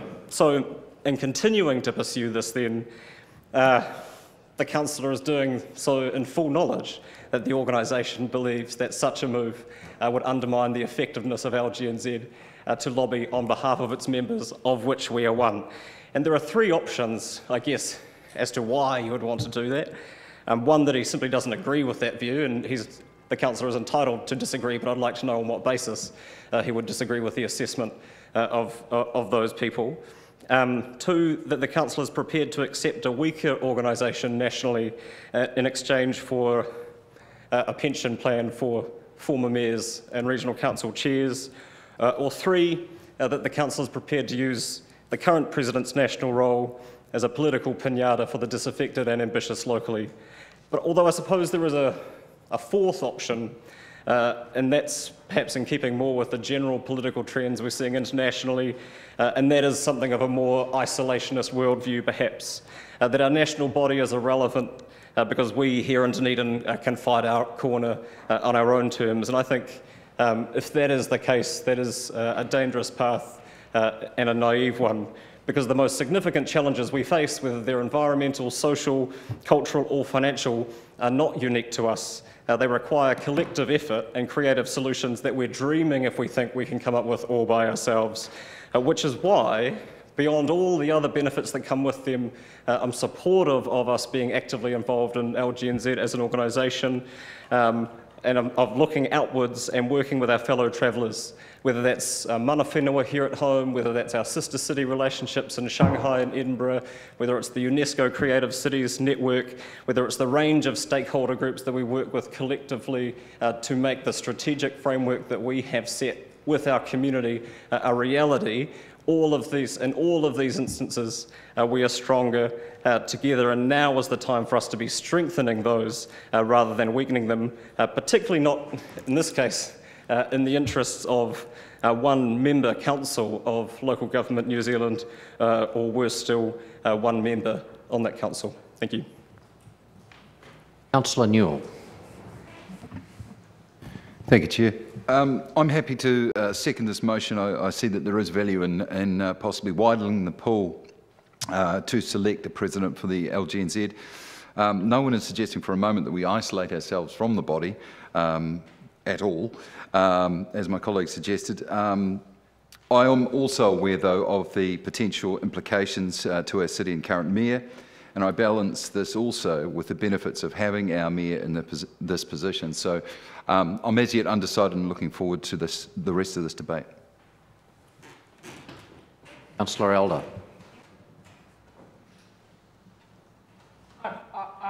I can see the merits in this. Oh, sorry. I can see the merits in this, in that coming up is council elections, and leaving council are some very, very good mayors, chairs and councillors. And so I can see that they've got this current experience and they've got this current knowledge of current practice. And they've also got time and energy to put into it should they desire to take it up. So I see some merits in that, and I think now is a good time to debate it, because it is that time when some really, really good people are moving on.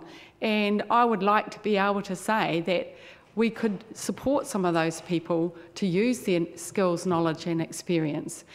I would say that I would want them to be only one term after they've left council, because in fact I believe that there is a huge importance in being current. So, and I think that's mooted in there, it's up to 5 years. So, because past that, this is a fast-moving feast, councillors, and there's central government and local government issues that are moving all the time. But at the same time, I think there is merit in using the skills and experiences of people who are moving on. So that's why I support it. Councillor Wilson. Thank you. Thank you, Chair. I won't be supporting this motion. I think the timing is fraught. I am not happy with the innuendo of the person who put it, and the suggestion that there is issues with the ability to do both jobs as a mayor. I have sat on this council where we debated at one stage putting $100,000 into a pool to lobby, have a lobbyist in Wellington. That would have done one part of what I think our current mayor is doing a very effective job is ensuring that we have a voice in Wellington. But I think what I see the value in having our current mayor being both president and mayor is that the very quick responses or quick understanding of where we think government is going, and the feedback down here where policy may be changing has been phenomenally beneficial, and has actually meant that we can front foot some changes as they happen. I also note that our current mayor is someone who gave up a lot to be his current job's plural, and was prepared to do that commitment, and that shouldn't be, we should be consider ourselves really lucky that that has happened, and honour that by rejecting this sort of motion. Councillor Steedman.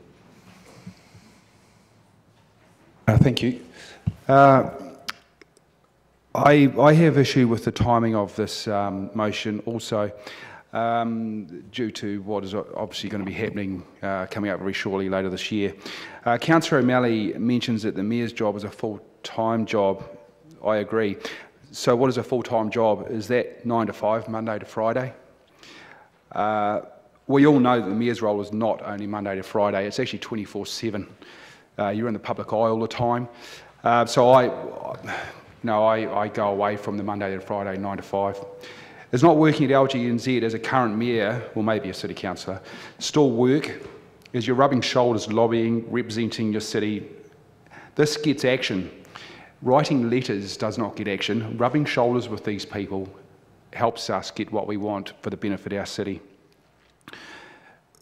The person that fills this role needs to actually be in the role active, knowing what's going on in our city, knowing what matters need to be addressed, and therefore when they go away up there working for our city, they're rubbing shoulders with the appropriate people and for the benefit of our city.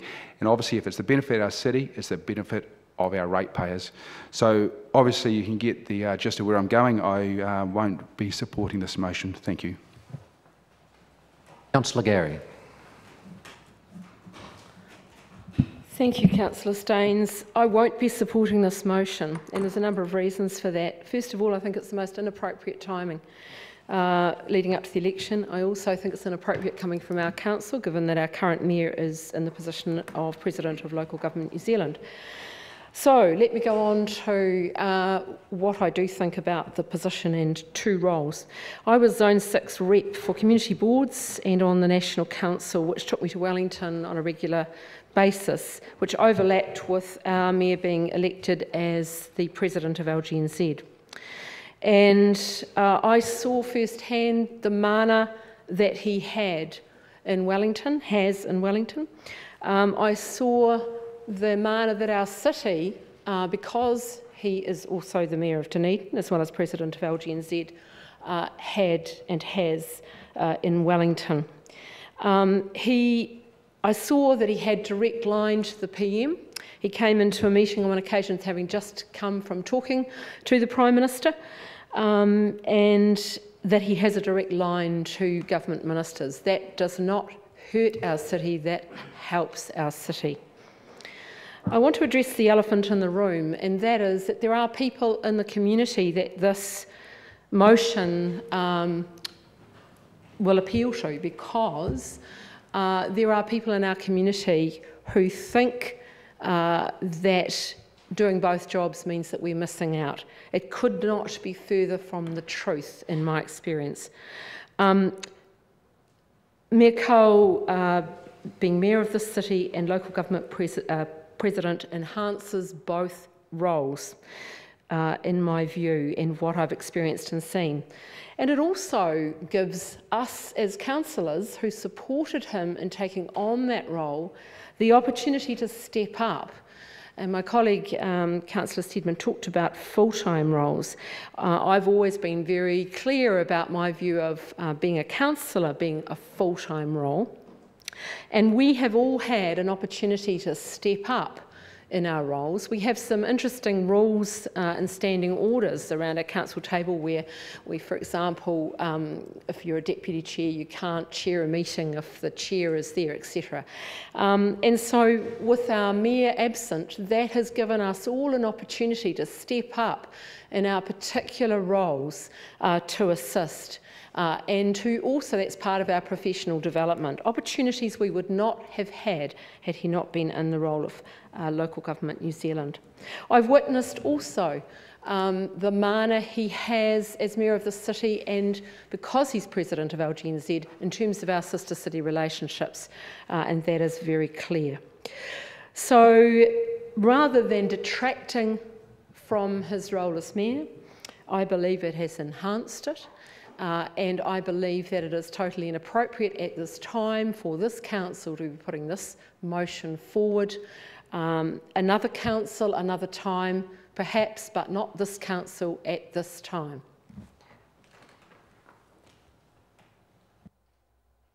Other speakers? All right, before I give Councillor O'Malley his right of reply, I will be voting against this motion. I think the timing is not good in an election year. If it had been in another year, maybe you could get greater consideration. But honestly, I think, in my own personal view, you need an active mayor in the role of chair for President of LGNZ.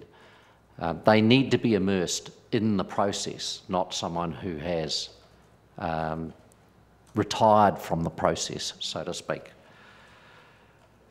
And I do note that I personally do not think that the city or the residents of the city have lost out because our mayor is performing both roles.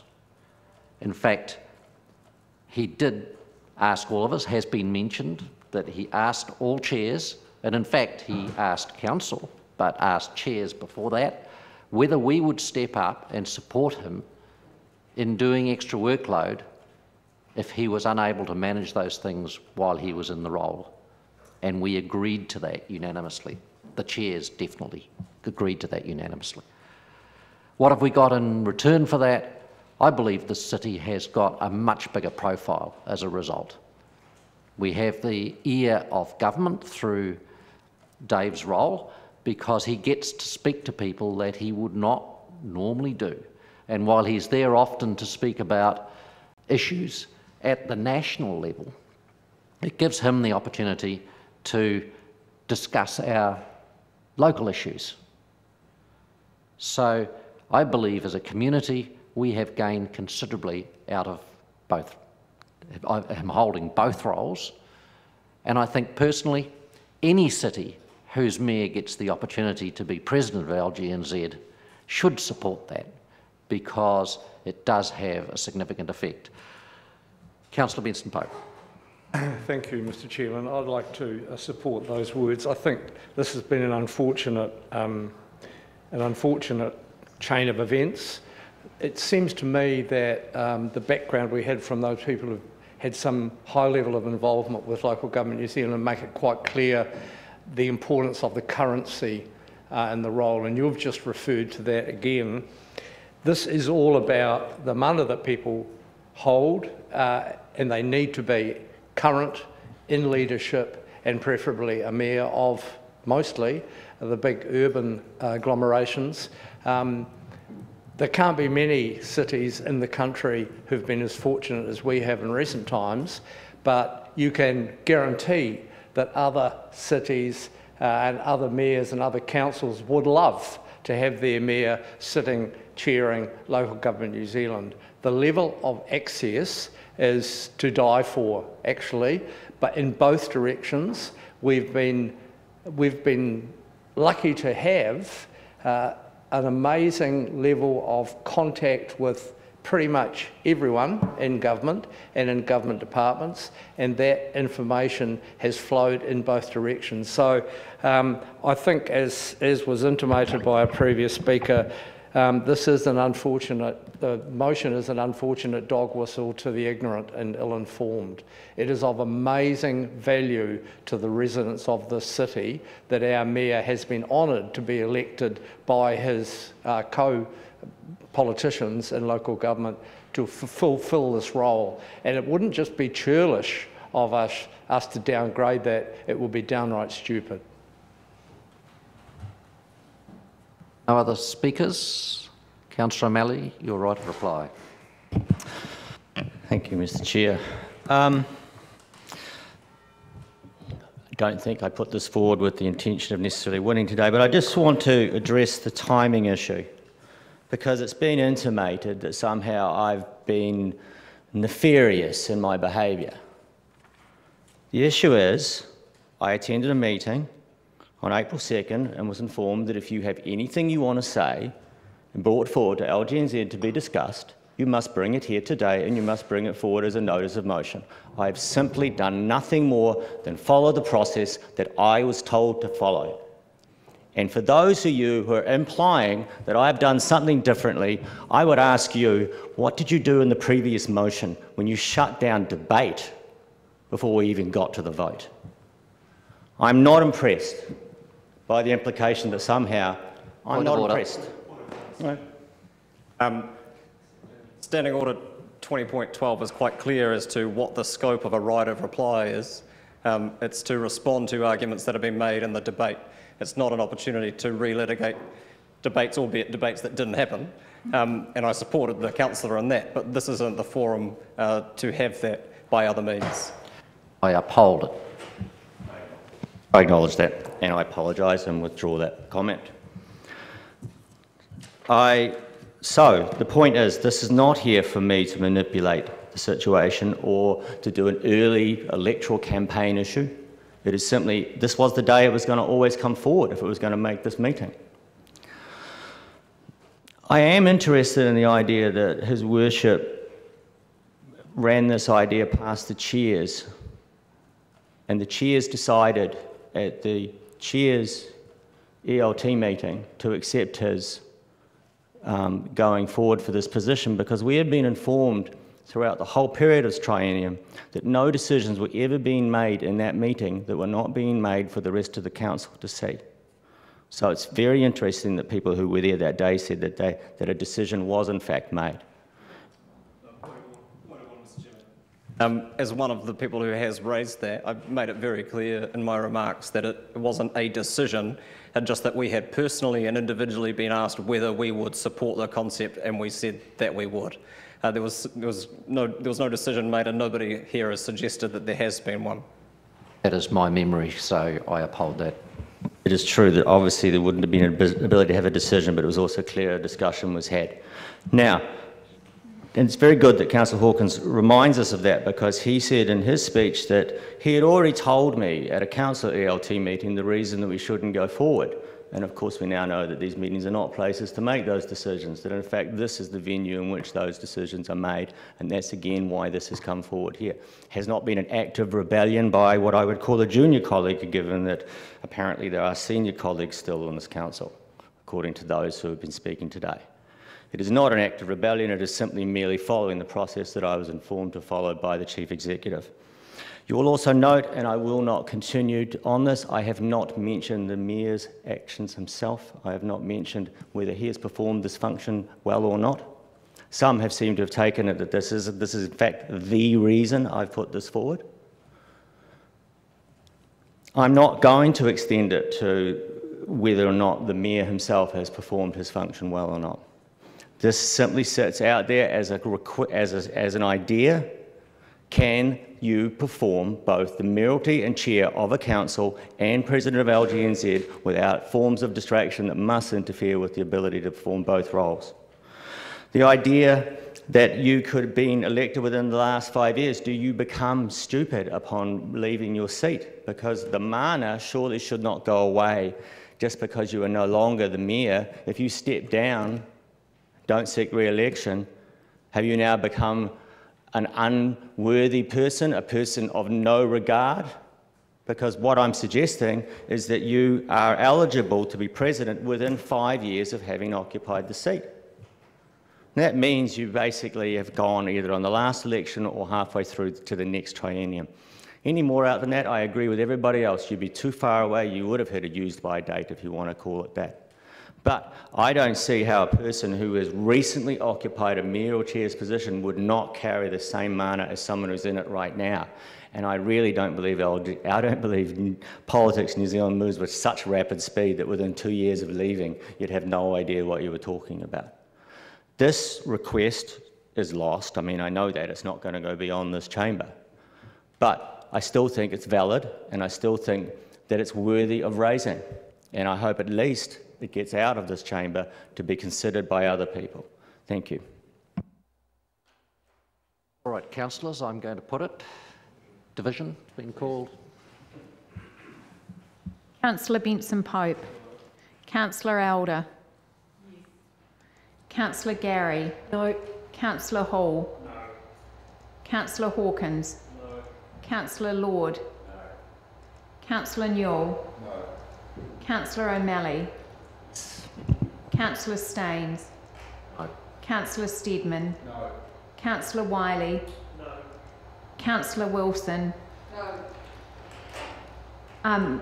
Lost 10-2.